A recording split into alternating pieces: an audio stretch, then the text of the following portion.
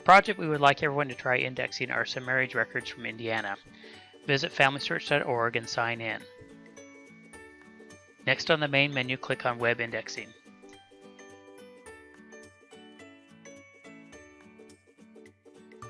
On the Web Indexing page, click on Find Batches. From the Find Batches window, in the search box, type in Indiana. Ensure that the difficulty level has a blue check mark next to both beginning and intermediate. On the right will be the results of your search. Click on the Index button to the right of the line that says U.S. Indiana, Steuben County, marriages 1811 through 2007. After clicking the Index button, you'll see a window that says Attention, before indexing these images, please read through the project instructions, field helps, and general indexing guidelines.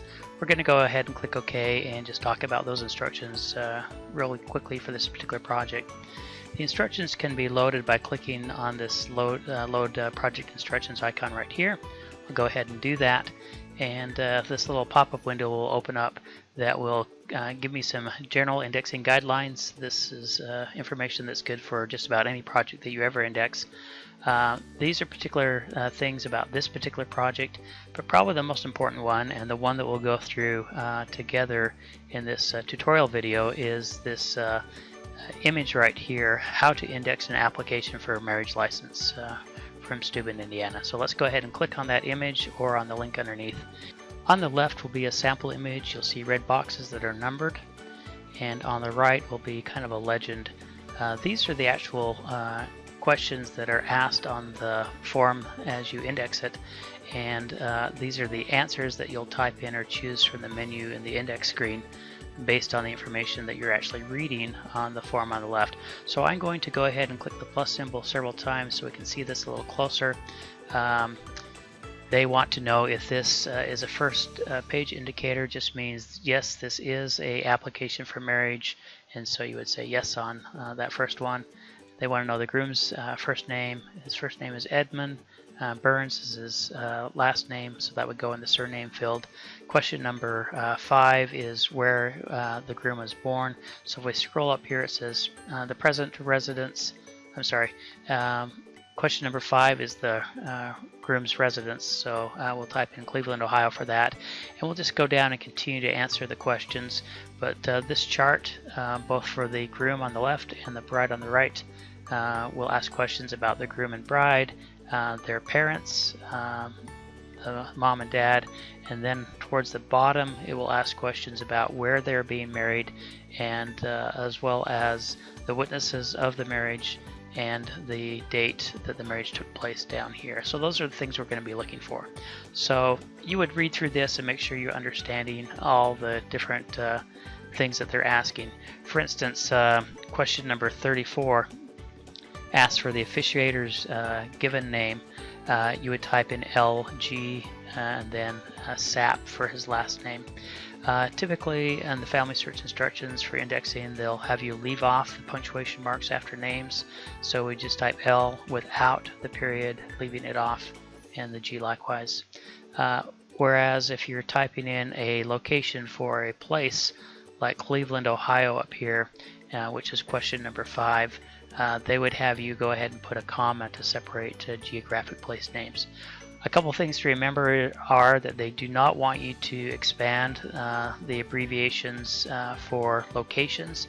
Just put exactly what you're reading there. For instance, question number 23 right here is the bride's birthplace, and the indexer typed in Lawrenceburg 10, T-E-N-N, and that's what Familysearch wants you to do. They do not want you to expand the abbreviation to, say, Tennessee or whatever.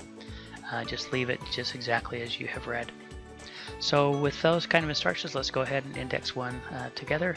I'm going to close the indexing instruction page, that tab, and we'll go back to and close the instructions, and we'll go back and fill this in. So this is the actual record. We're on 1 of 5. Let's go ahead and click through to here or scroll up larger. Line number, they want you to leave blank on these kind of applications. So to put a blank in there, you would type in Control B. That just signifies that you did respond and answer the question, but there aren't any line numbers. Line numbers are for registry sort of entries where you might have indexed on the same page 50 different couples, but this record that we're looking at is just for a single couple. So the groom's given name is Walter. His middle initial is C, and his last name is Raitz, R-A-I-T-Z. Now, one thing that can be helpful on the last names or the entire name for the groom and bride is to actually scroll down to the bottom, and you can see that the county clerk actually typed their name in here. So Walter C. Raitz and Nancy Robeson. So let's go back up. They want to know where the groom was born. Looks like he was born in Toledo. So we'll type in Toledo. And that's in Ohio. We'll separate that by a comma. Groom's race or color. Looks like line 2 is blank, so we will indicate on that. We'll scroll down and put unknown because the person who filled in the form did not put that information. Groom's birth month, November 10th, 1932. So we'll put in NOV, and we'll go ahead and select November off the menu. Groom's birth date was the 10th. The information is right there. Groom's birth year was 1932. Groom's birthplace, where born, Toledo, Ohio. Actually, I pointed out the wrong thing. But where born is Toledo, and his residence is also Toledo, so we're okay. Let's go ahead and type in Toledo. Then they want the groom's father's name. The given name is Walter C. Walter space C, and the surname is the same as the groom of Raitz. The mom's name is Anna Leonhardt. I'm going to scroll up just a little bit so I can see that easier and better. So we'll type in Anna Leonhardt. Now they want to know how many times the groom has been married. This is his very first marriage. So when you're doing this count, you include the marriage that's just taking place right now, that the license is for. So one marriage. Bride's name, we'll scroll down a little bit, scroll over. Her name is Nancy Robeson. Bride's residence place is line 5 over here, Toledo. And put a comma. Ohio. Bride's race or color. We're finding quite often that these are blank, so if they're blank, they've asked you to put in unknown. Bride's birth month, March, and she was born on the 28th. And the year is 1935, so I'll go ahead and type that in. Bride's birthplace, where born, Toledo, Ohio.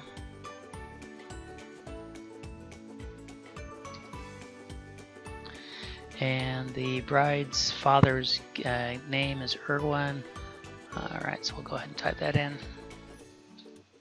His last name is different than the bride's, probably because she's been married before. Let's go ahead and type his name in. Looks like O-E-H-L-E-R-S. The mom's name is Josephine. Her last name is Magneta.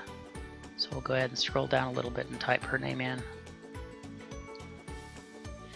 And now they want to know how many times the bride has been married, so we'll scroll down. She's already been married previously. She was divorced, and so this will be her second marriage.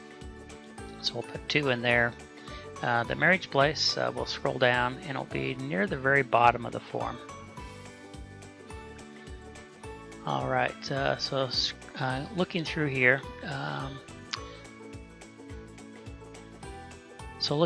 it looks like the only clue we have to their marriage location is not a city, but the fact that they were married in Steuben County, Indiana. So we're going to type in Steuben. Now, if we knew both the city and the county, we would put a comma and type in both, but we just, in this case, all we have is the county, so we're just going to put Steuben there, and then comma Ohio. And then the marriage month is going to be way down here. They were married on the 10th day of April, so April 10, and then 1954. And now they want to know the name of the person that married them, and so we'll put Con, and then his middle initial H, and then a space, and then his second middle initial of L, and then his last name. So we just separate all portions of his name with spaces, leaving out the periods. And they want to know the name of the county where they are married. Alright, and just double checking.